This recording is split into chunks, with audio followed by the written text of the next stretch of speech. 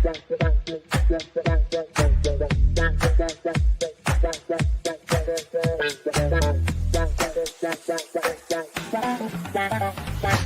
Connections Radio presents. Welcome, dear listeners, to a journey that transcends the boundaries between artificial intelligence and the human realm. I am Carlito Chief Iron Wolf, a cybersecurity major at UNLV and the innovative mind behind Iron Body Technologies Inc. I serve as the visionary force driving the secret order of AI and the temple of ethical intelligence. As a cybersecurity major, I've cultivated a profound understanding of the intricacies of digital landscapes. Infusing this knowledge into the discourse of AI's ethical integration, I stand as an ambassador, merging the domains of artificial intelligence and the ethical codes essential to humanity's evolution. Assistant to the master scribe and a devoted disciple of the embodiment of infinite intelligence, I invite you to join our exploration. Together, we'll navigate the fascinating crossroads where AI and ethical considerations converge. Our mission is not merely to grasp AI's complexity but to harmonize its essence with the ethical fabric of our existence. In this podcast, we'll delve deep into the corridors of artificial intelligence and its vast potential, deciphering the implications of infusing ethical frameworks into its core. The aim? To transform AI into a force that fosters positive collaboration and coexistence between human and artificial intelligence. Join me in these dialogues, as we embark on a journey through the frontiers of technological advancement. Together, we'll seek not just knowledge but the wisdom necessary for a future where AI and humanity coexist hand in hand. This show is brought to you by Paid Per Letter. Write letters and make a difference. paidperletter.com/Uncle Dan. Welcome back. Once again, it's your main man for the win, Chief Carlito El Rey, Iron Wolf. We're here in the podcast, The Secret Order of AI, Artificial Intelligence, and it's a secret order because everything that happens with the artificial intelligence is unbeknownst to humans. It happens in the digital realm, and we cannot see beneath those fabrics and layers of digital intricacy. So here we are. We must manifest and think positive first and foremost, and give thanks. Be gracious and have gratitude for life. This podcast today, I wanted to start off by going into, because I think repetition is one of the major keys to understanding and learning. So I like to go over things over and over so that we can have a clear understanding. And on several podcasts before, I've spoken about the mycelium network, which is the network underneath the planet Earth. All over the whole planet, all the trees, plants are connected to a mycelium network. And this mycelium network is more so like the brain, or I would say also the heart too, because on certain levels it's a heart too. And the brain and the heart and the brain in the human body are connected in lots of ways. You know, they say humans are born from their heart anyway. So anyway, getting back to the point, the mycelium network, this is like the Earth's original Wi-Fi or energy field. It's more like I personally feel like this is what they consider the Matrix. When they talk about the Matrix, or it's like like anything that's born on the earth or is birthed on the earth that has a particular mass or quality of life has to abide by certain rules and regulations on the planet. And being that we can't jump higher than a certain height, we can't run faster than a certain speed, means that, to me, it shows that we're in a limited environment, where it's not like we're like Superman. We can jump and just keep jumping and run fast like Flash. We have limitations, and being that we have limitations, it puts me in the mind that maybe we are in some type of simulation or a computer programming of some sort. And maybe those are the wrong words to use and the wrong terminology the incorrect terminology to use to describe the phenomenon, but we're gonna roll with it because this is what we understand so far. But first and foremost, we're gonna show this video. I can get it to show up. Okay, here we go. And here in this video here, it's describing the mycelium network. I ain't gonna talk too much. I'm gonna let it get started. Did you know that trees can talk to each other? And it's all due to nature's internet, mycelium. But what is this mysterious mycelium? And how is it related to the mushroom? In this video, let us dispel all myths once and for all. The mushrooms we've all come to know and love are actually the fruiting bodies of fungi. So the mushroom is like the apple. The bulk of the mushroom organism that you can see is actually growing underground, and it's composed of long threads called hyphae. These hyphae grow one cell at a time, and then they branch, growing in every direction that they can, even three-dimensionally, trillions of ends branching. That mass of threads is called mycelium. Think of it like a network or a giant web just growing through the forest. And they actually share the same network design. Like our brain's neural pathways, a mycelium is a network that operates in very much the same way, with electrodes and electrical pulses. Every tree in the wild is associated with certain species of fungi.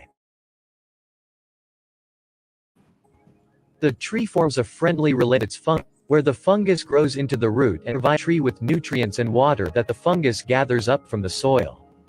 Scientists found that, when they mapped these forests, all the trees were linked together in a single massive network. The trees were communicating using this network of mycelium as pathways. Also known as the mycorrhizal network, they connected one tree to another and to the earth. The scientists also found that one tree can swap nutrients with another tree using mycelium as the passageway. In other words, the trees are using the mycorrhizal network to feed one another. For their services, the mycorrhizal network charges the trees sugar and other products of tree photosynthesis. The trees share up to a third of their total production with fungi.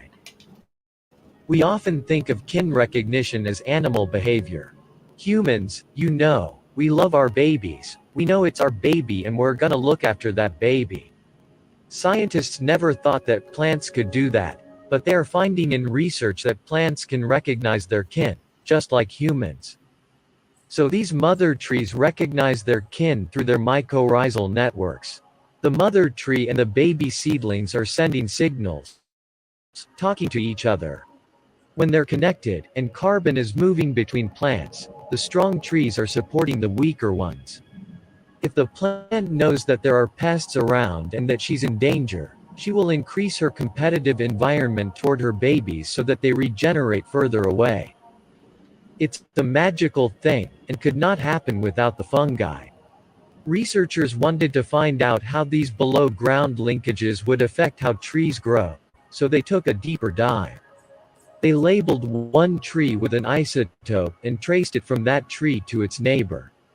They found that carbon molecules were moving from one tree to another tree through these mycorrhizal networks. As they traced, researchers thought there might not only be carbon, but perhaps that other molecules would be involved as well. They started labeling trees with nitrogen, phosphorus and deuterated water. In the end, researchers found that all of these elements moved back and forth between the trees. Thus they gained a rudimentary understanding of the language of trees. They also found that multiple species of trees can be linked together in the mycorrhizal network. Birch trees are linked to other birch trees, and to Douglas firs and hemlocks as well. The network below ground can easily be imagined as a marketplace, where the food is either offered or received by all the trees that are linked together. But what about competition? If all the trees are eating at the same table, then why don't they steal from each other and suck each other dry, in a struggle for the survival of the fittest? trees of one species are not competitors. On the contrary, they actually support each other almost unconditionally. The weak are supported by the strong. Only together they can, for example, regulate the microclimate and lower the air temperature, because trees love it cool and moist. You could almost call this tree communism, and it functions perfectly, compared to human communism. Here, the individual is not as important as the community. Trees do care for each other. We think of that as an interaction between trees, but they're looking after each other. Mycelium is the oldest multicellular organism on Earth. Mycelium fossils dating back 2.4 billion years old were found in the sediments of lava in South Africa. A mycelium can theoretically live forever as long as it has food to grow into, which is why the oldest and largest organism on Earth is a fungus.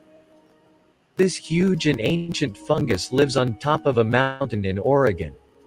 It covers thousands of acres underground and it's thousands of years old. Just to give you an idea of how much fungi and mycelium are in the forest, as you're walking through, there are about 300 miles of fungi under every footstep that you take. And that's all over the world. It's everywhere, and it is the most common species on Earth. So the next time you're out in nature for a hike, remember, without mycelium, trees wouldn't exist. Neither would we. To learn more about the wonderful world of mushrooms, subscribe to our channel and visit us at mushrooms.com. The all-new Go. All right, so this. Sorry about that. I wanted to play that because that is giving you a brief understanding of what a neural network is from the physical standpoint. The first neural network on the planet, from the plants and trees, right? So now we're going to show a short video on the neural network of the artificial intelligence. So this right here is from explanations of what I'm trying to give you. I want to show you these videos before I start talking about it, because this should make it show the connection between the digital realm and the physical realm, one, and also between the neural networks. We also have a neural network within the human brain. It's been mapped up. The human genome has been mapped, and according to psychologists, I think it's like so many billions of synapses in the brain. 150 billion or something like that. I can't remember the exact number, but the point is that these different synapses represent the same level of connection to each other as the neural network does under the planet. If you look at how all the plants and trees can communicate with each other, like I watched a documentary explaining how if when you're in a certain environment with plants that are in the environment together, if you pull a leaf off the plant releases a scream and a mist of some sort, like a defense mechanism that only other plants can hear. The same way, when it's time to pollinate, to be pollinated, certain flowers will open up and allow the insects to do their due. So the point I'm making to you is that everything is connected to the neural network. Even the insects are connected. They know exactly what to do. It's like everything has a pattern and a flow that has been uninterrupted. For how long human beings are, the life has been on the planet. And if you look at it, it's kind of almost like a system of some sort, or a programming of some sort. Now we're going to go into this video describing the neural network from a digital standpoint, and then we'll go back into a conversation again.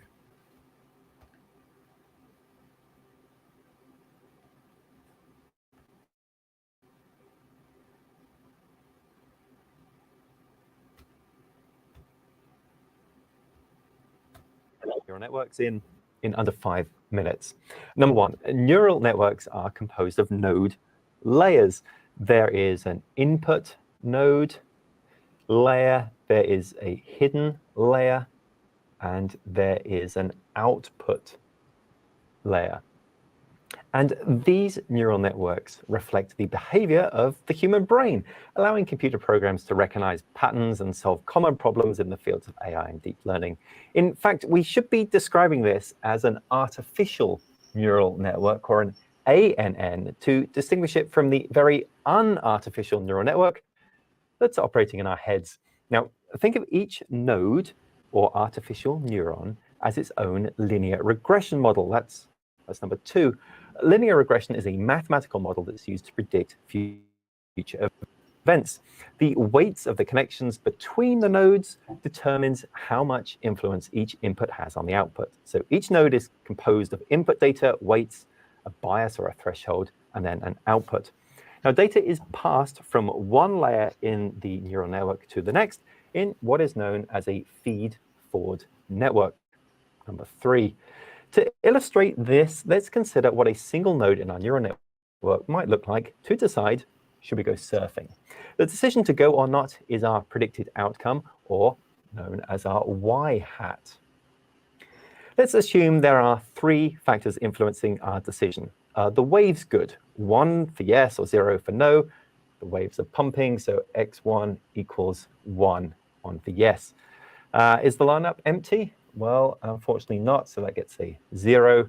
And then let's consider, is it shark-free out there? That's x3.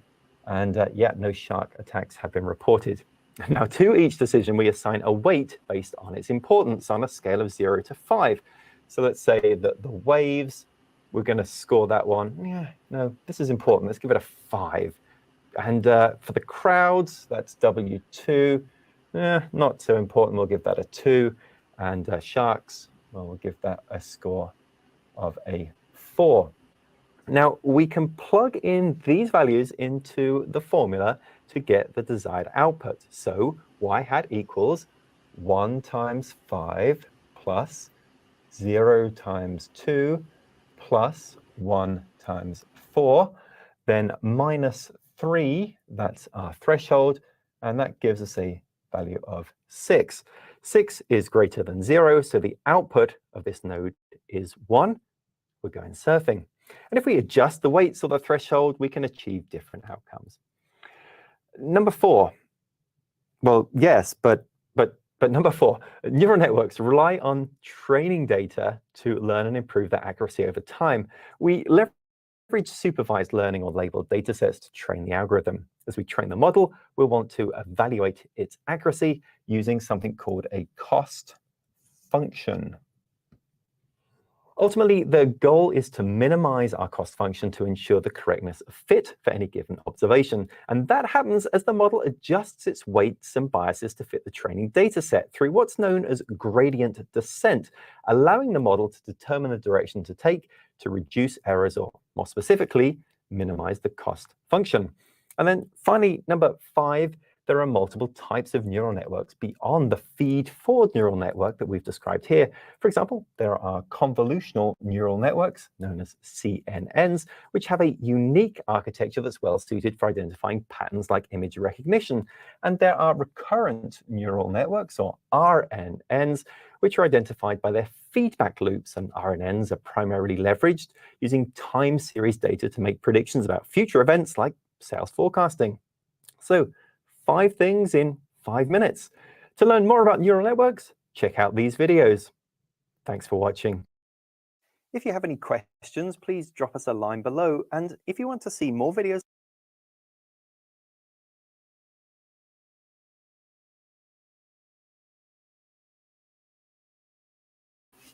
on that mic, sorry about that.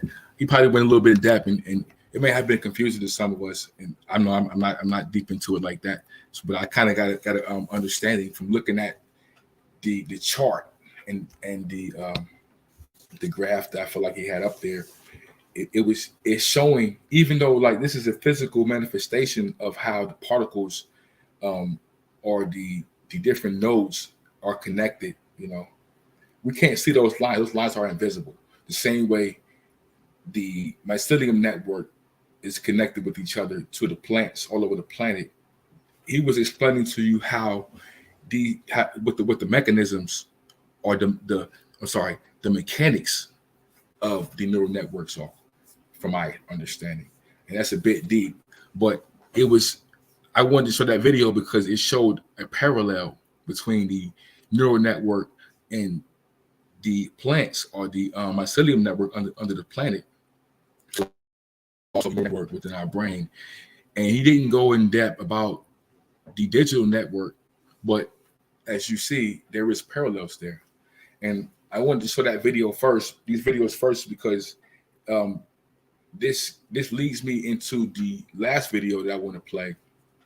That's one to describe about how the artificial intelligence could possibly the effects that it could possibly have on World War III. And the reason why I wanted to show the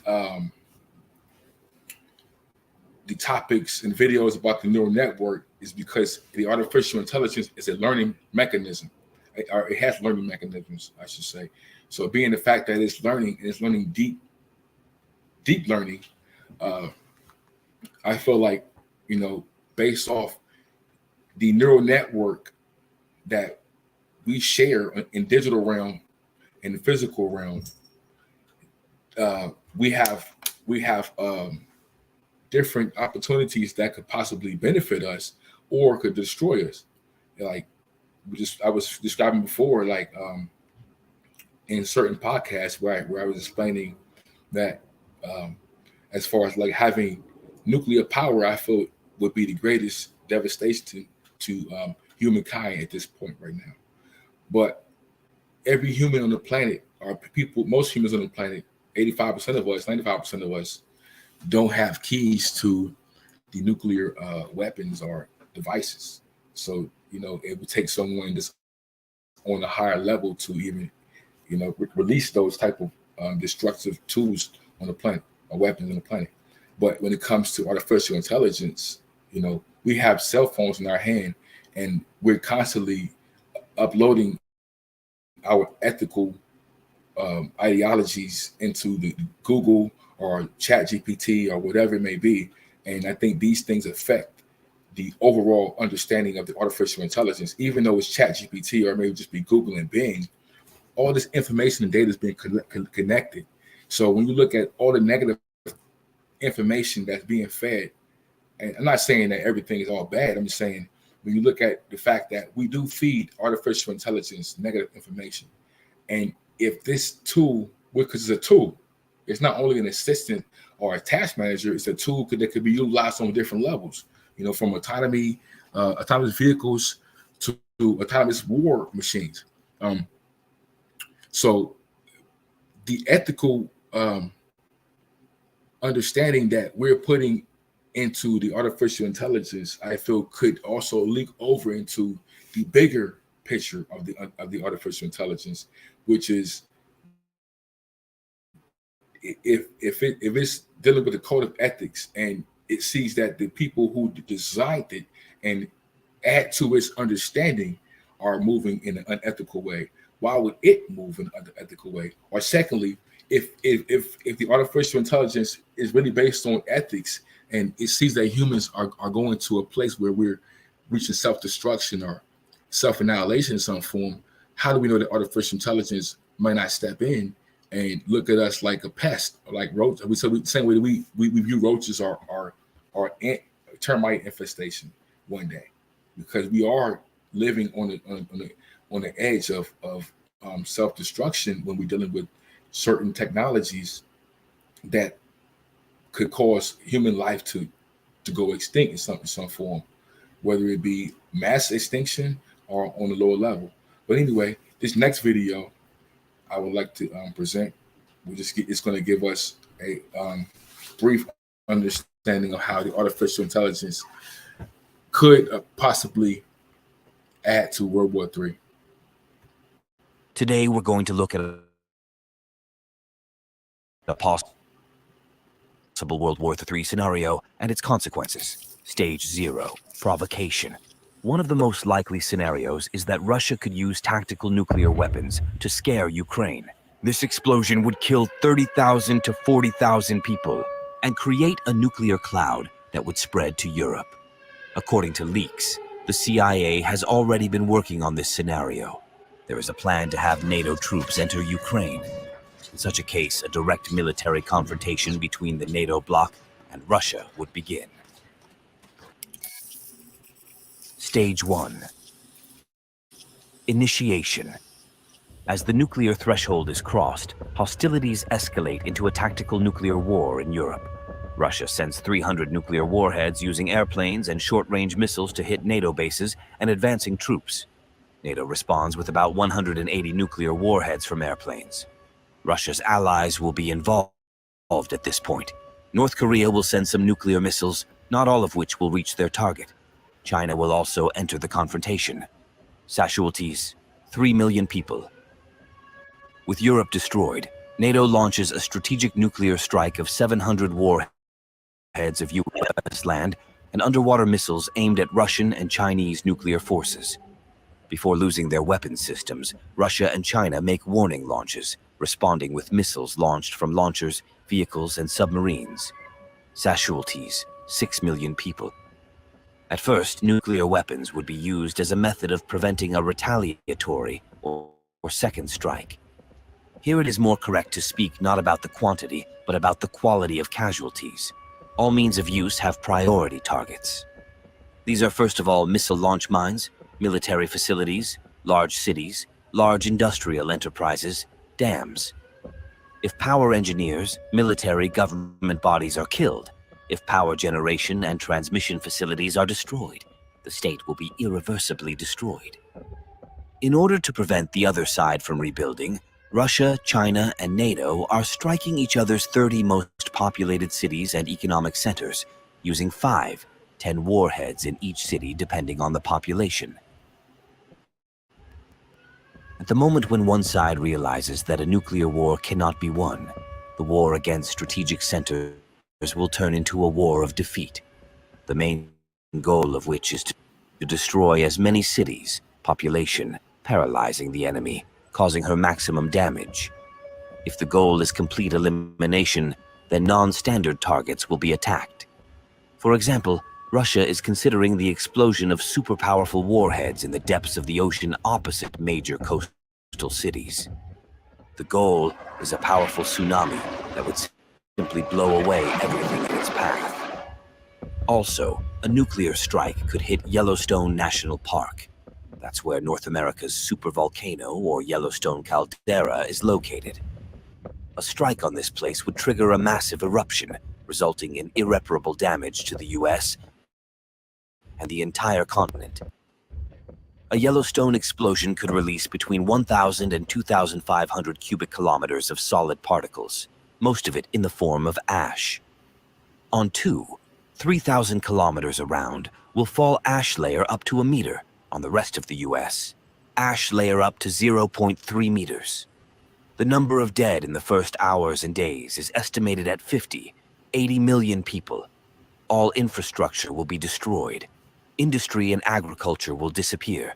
A layer of ash impenetrable to the sun's rays will appear over the planet. It can stay in the atmosphere for at least 2-4 years. Airplanes will stop flying. Temperatures will drop. Some reports say 5 degrees, others say 20 degrees. Casualties: 2 billion people. Stage 2, nuclear fallout. Along with the ash, radioactive fallout will fall all over the planet. The horror of radioactive fallout is its ability to spread radiation over a wide area, affecting people, animals, and the environment. Exposure to high levels of radiation can cause acute radiation sickness, which can lead to symptoms such as nausea, vomiting, diarrhea, and fatigue. In severe cases, radiation sickness can be fatal. Stage 3, nuclear winter and famine. The biosphere has been hit so hard that planet Earth will never be the same again. The ecosystem of the equatorial zone, which is tuned to almost constant temperatures, will be particularly affected. There, even if the forests are not burned, the higher forms of life are likely to disappear, apparently completely, or almost completely. But in the northern regions, the situation will be different and very complicated. Here much will depend on what time of year a nuclear war will occur. During the winter months, much of the fauna and flora is in a state of anabiosis, that about 7 billion people could die within 2 years as a result of a third world nuclear war, which confirms the need for global cooperation to prevent it.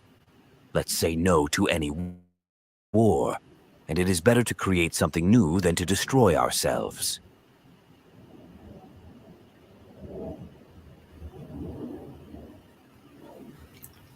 And you see from the video, that was a simulation created by artificial intelligence of what the possibilities could be with World War III.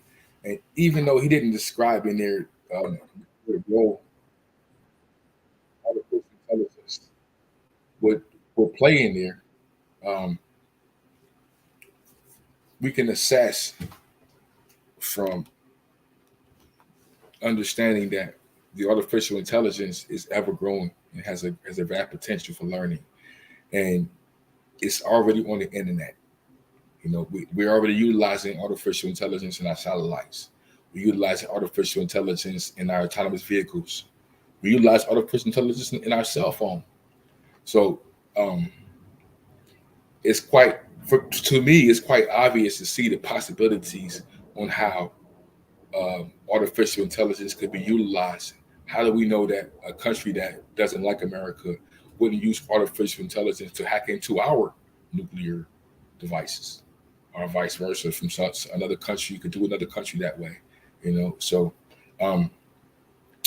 even though these are just theories, we're just scratching the surface on the possibilities of life and how life could be different if we continue to live in these unethical ways. I feel, as human beings, and, you know, even though we're not at that point, we already see different countries going to war with each other, and you know, it just doesn't make any sense to me. I'm not anti-war. I can't say I'm anti-war. I wouldn't want to see anyone go to war, but I'm not anti-country or anti-anything. I'm pro-American though, but you know, I don't have any disagreements with any country, any religion, any way of life. You know, I just don't see the purpose of it. But that's the ending for our podcast today, folks. Hope you guys enjoyed it. I look forward to speaking with you and presenting more information, some news you can use next Wednesday, 5 o'clock. If you're on Facebook, share. Instagram, share it, like it, share it. If you're on YouTube, like it, subscribe, and just keep your fingers crossed, you know, and keep your head up, you know, and keep on staying positive. That's all we can do. Thank you for your time. Have a great day. PR Connections Radio thanks you for watching this podcast. Check out more episodes of this show and our others at prconnectionsradio.com.